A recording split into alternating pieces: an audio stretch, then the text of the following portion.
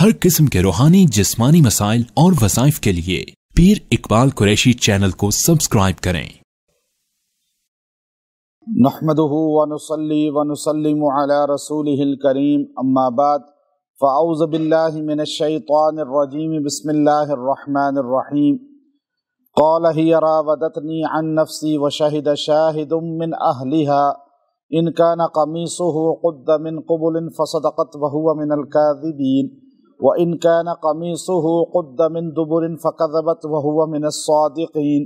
फलम्मा रआ क़मीसहु क़ुद्द मिन दुबुरिन क़ाल इन्नहु मिन कैदिकुन इन्न कैदकुन्न अज़ीम। सदक़ल्लाहुल अज़ीम। अगर किसी पर इल्ज़ाम तोहमत बहुत ज़्यादा लगते हों, मर्द हो या औरत हो, और ये अमले कुरानी वो पढ़ ले, इख्तियार कर ले जो अल्लाह रब्बुल इज़्ज़त ने हज़रत यूसुफ़ अलैहिस्सलाम के लिए ख़ुद पाकी बयान करते हुए इरशाद फरमाया, तो अल्लाह ताला उससे तोहमत को, इल्ज़ाम को और लोगों का उस पर बार बार तनकीद करके उसको बदनाम करना, ये सब ख़त्म हो जाएगा। आज हमारे इस मुआशरे के अंदर आम तौर पे झूठी खबरों को फैलाकर किसी की इज्जत को मजरूह किया जाता है और लोगों को वैसे बदनाम किया जाता है, झूठे किस्से मशहूर कर दिए जाते हैं और मर्द और औरतों की इज्जत को किस तरह जो है तार तार किया जाता है। तो ये अमल अगर कोई इंसान इख्तियार करेगा तो अल्लाह ताला उन लोगों को एक तो ज़बान बंदी कर देगा और दूसरा अल्लाह ताला इसकी जो है ख़ुद ब खुद जो है पर्दा दरी ख़त्म करके, पर्दा पोशी करके इसको मकाम और मनसब अता फरमाएगा। क्योंकि हज़रत यूसुफ़ अलैहिस्सलाम पर जो तोहमत लगी, इल्ज़ाम लगा, अब ये कुरान पाक खुद बयान फरमा रहा है कि दुनिया के अंदर अगर किसी पे तोहमत लगती है, इल्ज़ाम लगता है, तो वो क्या तरीका इख्तियार करे। यूसुफ़ अलैहिस्सलाम जो है जब वहाँ से भागे और जुलेखा ने दरवाजे बंद किए और फिर यूसुफ़ अलैहिस्सलाम को हाई तलक कह के अपनी तरफ मुतवज्जे किया, तो उस पर आप जब वहाँ से दौड़े हैं, भागे हैं, तो उसने पीछे से आपको पकड़ा तो आपका कुर्ता जो था वो फटता चला गया और इस तरह पुश से जो है कमर की तरफ से कुर्ता जो है वो 2 लख्त होता गया। अब जब आगे दरवाज़ा खुला और यूसुफ़ अलैहिस्सलाम बाहर निकले तो अजीज़ मिस्र आगे खड़ा था, जुलेखा का खामन। तो अब एकदम जुलेखा ने इल्ज़ाम यूसुफ़ अलैहिस्सलाम पे लगा दिया और कहा, जी यूसुफ़ अलैहिस्सलाम जो है गलत इरादे से आए थे और इस तरह जो है इन्होंने गलत इरादा किया था। और ये चीज़ आज आप देखिए कि ये सारा सीन जो है जो कुरान पाक बयान कर रहा है, तो आज अगर जो है देखें हमारे मुआशरे के अंदर इस तरह की वारदातें आम होती हैं कि इस तरह जो है बाज़ का जो है झूठे इल्ज़ाम लगाकर किसी को फंसा दिया जाता है, बदनाम कर दिया जाता है। मर्द और औरत जो है वो फिर जेल की चक्की में, जेल के अंदर जाकर जो है किस तरह पिसते रहते हैं और पूरी दुनिया के अंदर ख़ास तौर पे यूरोप, अमेरिका और कनाडा और ये बाहर के जो मुल्क हैं, यहाँ पर इस तरह इल्ज़ाम लगा के बहुत से मर्दों को ख़ास तौर पे वो जेल में बंद कर दिया और कई कई साल बीत गए और उनकी सुनवाई नहीं होती। तो अब यहाँ पर जो है अल्लाह रब्बुल इज़्ज़त बताते हैं कि अगर किसी पे इल्ज़ाम लगता है तो उसको ये नहीं चाहिए कि वो खामोश हो जाए कि ठीक है जी अल्लाह पूछेगा। ये काम नहीं होता, आपको बोलना पड़ेगा, आपको ऐसे असबाब इख्तियार करने पड़ेंगे कि आपका इल्ज़ाम ख़त्म हो जाए। अब यूसुफ़ अलैहिस्सलाम पे इल्ज़ाम लगा तो आप खामोश नहीं रहे, बल्कि ये आयत बताती है कि क़ाला, आप बोले। चुप रहना बुजुर्गी नहीं है, वरना नबी से बड़ा बुजुर्ग कौन है। लेकिन आपने क़ाला फौरन अपनी पाकी को बयान करने के लिए सफाई देते हुए फरमाया, ही रावदतनी अन नफ्सी, ये चाहती थी मेरी तरफ मुतवज्जे होना, इसने मुझे मेरी तरफ अपना खिंचाव किया, ये मेरी तरफ मुतवज्जे हुई और मेरे जी की तरफ को जो है अपनी तरफ उभारने की कोशिश की। तो ये जुमला आपने अपने मुंह से कहा, लेकिन अब ज़ाहिरी तौर पे औरत रो रही थी और वो रोते हुए अपना जो है पाकी बयान कर रही थी और औरत के रोने पे तो सारे चले जाते हैं और हर बंदा उस पर एतमाद कर लेता है कि ये आज देखिए हमारे यहाँ एक पूरा मजहब बन चुका है जो रोने वाला मजहब है और वो रो रो के साल में 1 महीना रो के जो है लोगों को किस्से सुनाते हैं और लोग उनकी बातों पे थोड़ा बहुत यकीन कर लेते हैं। और हमारा जो अहले सुन्नत वल जमात हैं, ہم لوگوں کو مضبوط چیز قرآن کی بتاتے ہیں، رونے دھونے کا ہمارے ساتھ کوئی تعلق نہیں ہے، ہم مضبوط دین شریعت سٹرونگ ہمارے پاس موجود ہے، ہم چٹان پہ پیر رکھا ہوا ہے، ریت پہ نہیں، تو اس لیے رونے دھونے پہ کسی کے نہیں جانا چاہیے۔ اب وہ رو رہی تھی تو اب آپ نے کہا کہ یہ تو عجیب ایک جو ہے ماحول ہو گیا کہ آگے اس کا خامد کھڑا ہے اور وہ ڈر کے رو رہی ہے اور یوسف علیہ السلام کو غلط کہہ رہی ہے اور اپنے آپ کو پارسا بنا رہی ہے، اور پھر جو ہے اس کے اس رونے کو دیکھ کر یوسف علیہ السلام بولے، دیکھو یہ میری طرف متوجہ ہوئی، راودتنی عن نفسی، اس نے مجھے ورغلانے کی کوشش کی ہے، یہ مجھے خراب کرنا چاہ رہی تھی۔ اب عزیز مصر اور جتنے بھی لوگ تھے باقی وہاں موجود محل کے اندر نوکر چاکر، تو وہ سارے تو عورت ہی کا ساتھ دینے والے لگتے تھے، اور یہاں پر بھی کوئی ایسی بات ہو جائے تو سارے مرد کس کس طرف ہو جاتے ہیں؟ عورت کی طرف ہی، کیونکہ ابھی یہی حال ہے، کمزور کی طرف سارے ہو جاتے ہیں کہ نہیں نہیں اس نے ظلم کیا۔ جیسے بھی باہر گاڑی والے کو موٹر سائیکل والا ٹکر مار دے لیکن سارے ہو جائیں گے گاڑی والے کے خلاف، کو نہیں جی موٹر سائیکل والا بیچارہ جو ہے اس نے تو، اس طرح بڑی گاڑی والا غلطی کرے چھوٹی والی کو سارے کوسنا شروع کر دیتے ہیں، چھوٹا غلطی کرے گا لیکن کوسیں گے بڑے کو۔ یہ ایک دنیا میں ایک جھوٹ کا ایک بڑی نشانی یہ بھی نظر آتی ہے ہمیں کہ اب کیا ہوا کہ جب دیکھا کہ رو رہی ہے اور ساروں کا ذہن ادھر جا رہا ہے کہ دیکھو کون ایسے روتی ہے، کون ایسے بات کرتی ہے، تو یوسف علیہ السلام سے کوئی غلطی ہوئی ہوگی، تو اس پر اللہ تعالیٰ نے گواہی دلوائی یوسف علیہ السلام کی۔ اب گواہی کے لیے اللہ نے جو نظام چلایا وہ بھی اللہ کا عجیب تھا کہ اللہ نے پنگوڑے میں ایک بچہ چھوٹا سا دودھ پیتا لیٹا ہوا تھا اور وہ اس کمرے میں موجود تھا۔ اب زلیخا نے اس بچے کو دودھ پیتا سمجھ کے کہ چند دن کا ہے، اس کو کیا پتا یہ کیا دیکھتا ہے، تو اب اس نے اس کو اگنور کیا، لیکن اپنے بت کو اگنور نہیں کیا، بت پہ کپڑا چڑھا رہی ہے، بچے کو اگنور کر دیا، لیکن وہی بچہ اس کے لیے گواہ بن کر بولا، وَشَهِدَ شَاهِدٌ مِّنْ أَهْلِهَا، وہ ایک گواہ تھا، اور گواہ بھی وہ تھا جو ان کے اپنے گھر کا تھا، باہر کا نہیں تھا، یوسف علیہ السلام کے خاندان کا نہیں تھا، بلکہ اس عورت ہی کے خاندان کا تھا، اور وہ بچہ پنگوڑے میں جھولے میں کس طرح بولتا ہے یہ اللہ تعالیٰ مسند احمد کے اندر یہ حدیث آئی ہے، صحیح ابن حبان کے اندر بھی آئی ہے، مستدرک حاکم کے اندر بھی آئی ہے، یہ روایت یہ حدیث کہ نبی کریم صلی اللہ علیہ وسلم نے فرمایا 4 بچے ہیں جن کو اللہ تعالیٰ نے ماں کی گود میں جھولے میں بولنے کی قوت عطا فرمائی ہے، اور ان میں ایک جریج پر جب الزام لگا بچہ بولا، اور مریم علیہ السلام پہ الزام لگا تو بچہ بولا، اور موسیٰ علیہ السلام جب فرعون کے گھر پہنچے وہ اس میں تابوت میں، تو اب فرعون کہنے لگا اس بچے کو تو مارنا پڑے گا، لیکن آسیہ جو بنت مزاحم تھی انہوں نے کہا کہ میں گود لے لیتی ہوں، تو اس نے کہا نہیں اس کے بارے میں جو ہے میرا دل کہتا ہے کہ یہ کل کو مجھے نقصان دے گا، تو جو کنگھی کر رہی تھی نوکرانی آسیہ کو،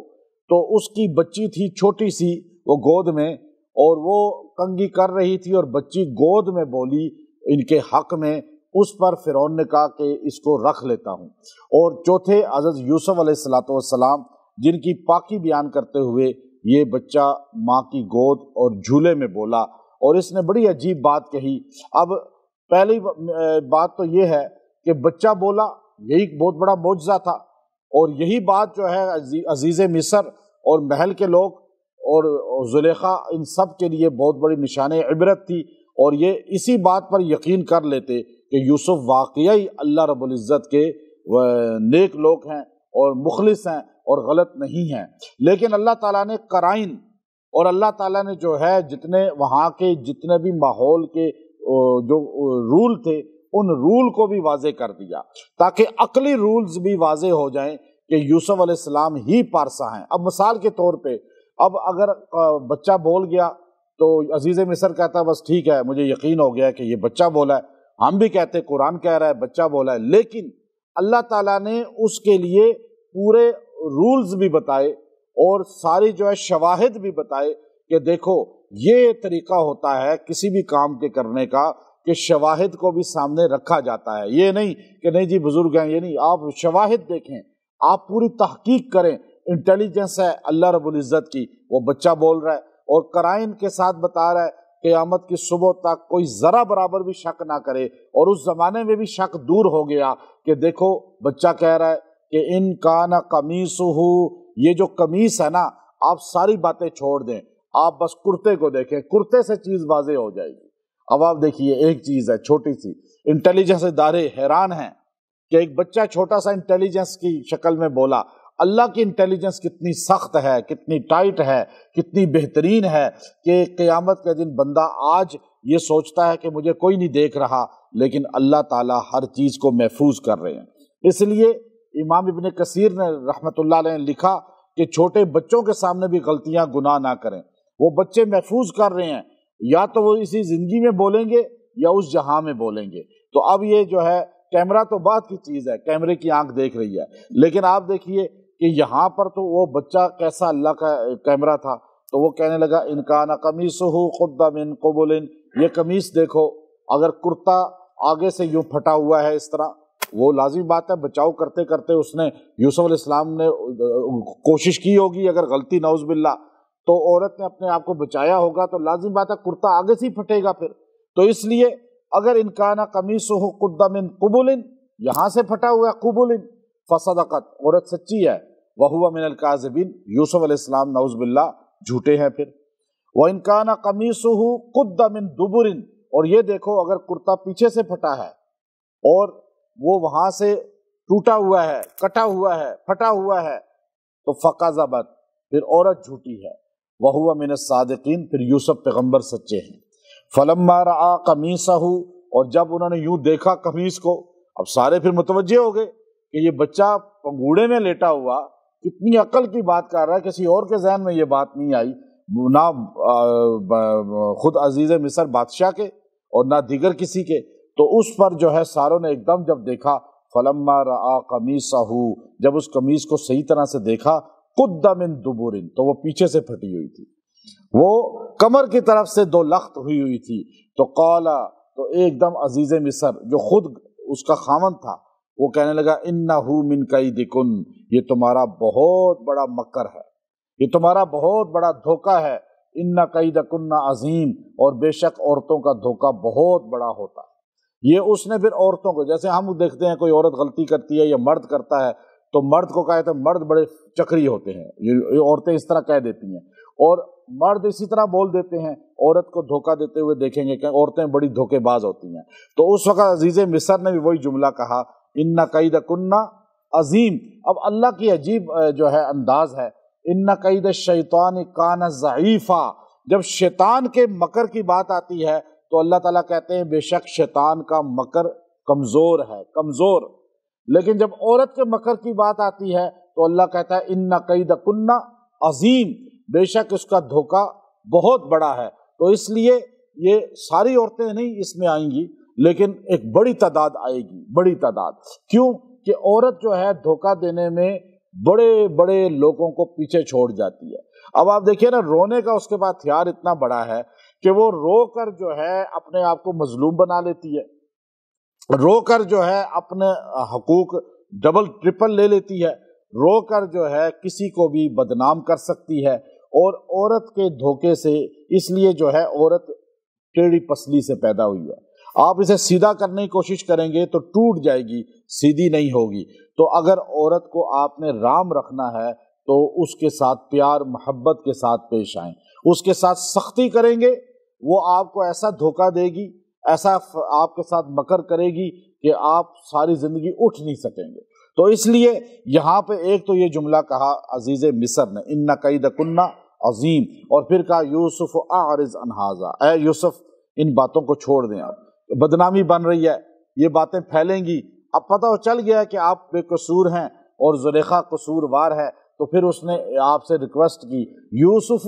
اعرض عن ھذا، اے یوسف آپ اس بات کو ختم کر دیں، اس قصے کو ختم کر۔ اب باتوں کو طول نہیں دینا چاہیے، لمبی اس کو چرب زبانی کر کر کے کوئی بھی کسی میں غلطی بھی نظر آتی ہے۔ اب یہ دیکھیں نا کتنی بڑی غلطی تھی۔ امام قرطبی کہتے ہیں کہ میرا خیال ہے کہ یہ عزیز مصر جو تھا یہ جو ہے غلط، مطلب یہ کہ زیادہ عزت دار نہیں تھا، ورنہ وہ زلیخا کو گھر سے نکال دیتا، چھوڑ دیتا، لیکن اس نے اس کو بھی کچھ نہیں کہا، لیکن یہ ان کی رائے انہوں نے اپنی کا اظہار کیا۔ کہ دوسری بات آگے انہوں نے خود ہی لکھی، انہوں نے فرمایا کہ دیکھو عورت میں بھی اگر یا مرد میں بھی ایسی کوئی غلطی نظر آ جاتی ہے تو آپ اس کو نظر انداز کریں، تھوڑی اس کو سمجھائیں، سختی کریں، لیکن اس کو لے کر بیٹھ نہ جائیں او جی فلاں تو ایسا ہے۔ عورتیں کیا کرتی ہیں، مردوں کے کسی کے ساتھ کوئی بات پکڑی جائے اس کو لے کر محلے پورے میں، خاندان پورے میں ہر جگہ ڈنڈورا پیٹ دیتی ہیں، اور کہ مرد کو یوں عورت کی پتہ چل جائے وہ پورے علاقے میں اپنے دوست احباب میں، خاندان برادری میں پوری تشہیر کر دیتا ہے، مہم چلاتا ہے، پھر عورت مرد کو بار بار ٹوکتی رہتی ہے، پھر مرد عورت کو یوں ٹوکتا رہتا ہے۔ یہ چیزیں نہیں ہونی چاہیے۔ یوسف اعرض عن ھذا، اے یوسف اب اس قصے کو چھوڑ دیں، اب آپ اس کو ختم کر دیں، یعنی اب بار بار اس کو بیان نہ کریں۔ اب یوسف کو کہہ رہا ہے علیہ السلام کو، تو اللہ ہمیں بتا رہا ہے کہ ان چیزوں کو لے کر بیٹھ نہ جایا کرو، تھوڑا درگزر کیا کرو، نرمی کیا کرو، اللہ تعالیٰ شاید اس کو توبہ کی توفیق دے دیں اور وہ پہلے سے بہت بہتر ہو جائے، جیسے زلیخا ہو گئی تھی بعد میں بہت بہتر۔ اب اس پر آگے فرمایا آخری جملہ کہ انک واستغفری لذنبک، واستغفر، اس نے یوسف علیہ السلام کو کہا یوسف اعرض عن ھذا، یوسف چھوڑ دیں اس قصے کو، اور اپنی بیوی کو کہنے کا واستغفری لذنبک، اور دیکھ تو بھی توبہ کر اپنے گناہوں کی۔ دو باتیں اس کی معنی کیا، ایک معنی یہ کیا کہ قاضی ثناء اللہ پانی پتی رحمۃ اللہ علیہ نے صاف الفاظ میں لکھا کہ تو اللہ سے توبہ کر اور اپنے گناہوں کی، یا کہا یوسف علیہ السلام سے معافی مانگ۔ دونوں اس میں معنی آتے ہیں کہ ان سے معافی مانگ اور اللہ سے معافی مانگ، اور انک کنت من الخاطئین، اور بے شک میں یہ بات سمجھ گیا ہوں کہ تو ہی قصوروار ہے، خاطئین تو ہی قصوروار ہے، یعنی اللہ نے ہر چیز کرسٹل کلیئر کر دی، ہر چیز کو واضح کر کے بتا دیا کہ بس اب قصوروار کون تھا اور پھر غلطی کس سے ہوئی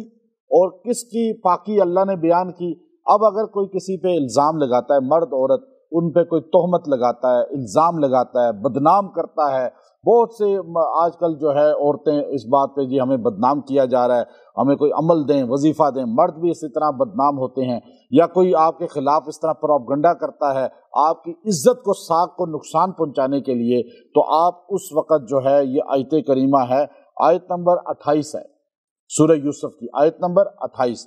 اور فرمایا اللہ رب العزت نے خود اس کے اندر جو ہے انہ من کیدکن ان کیدکن عظیم، انہ من کیدکن ان کیدکن عظیم۔ اب یہ اتنا جملہ جو بندہ روزانہ پڑھے گا 111 مرتبہ اور 11 دن تک دعا کرے، اللہ تعالیٰ اس کو لوگوں کی بدنامی سے، لوگوں کے فتنے سے، لوگ جو اس کو ذلیل، رسوا اور بدنام کرنا چاہتے ہیں، چاہے وہ غلط ہے یا نہیں ہے، دونوں صورتوں میں توبہ بھی کرے اور اس کے بعد یہ آیت پڑھے اور دعا کرے، اللہ تعالیٰ اس کو لوگوں کے شر سے بچا لے گا، ذلت سے بچا لے گا، بد کلامی سے بچا لے گا، اور جو اس کو رسوا اور ذلیل کرنا چاہتے ہیں اللہ تعالیٰ ان کو پکڑ میں لے آئے گا، اور اس کو اللہ تعالیٰ سرخرو کر دے گا لوگوں کی نظر میں بھی اور اپنی نظر میں بھی۔ لیکن ساتھ توبہ استغفار لازمی ہے، اللہ تعالیٰ اس پہ عمل کی توفیق دے۔ وآخر دعوانا ان الحمد للہ رب العالمین۔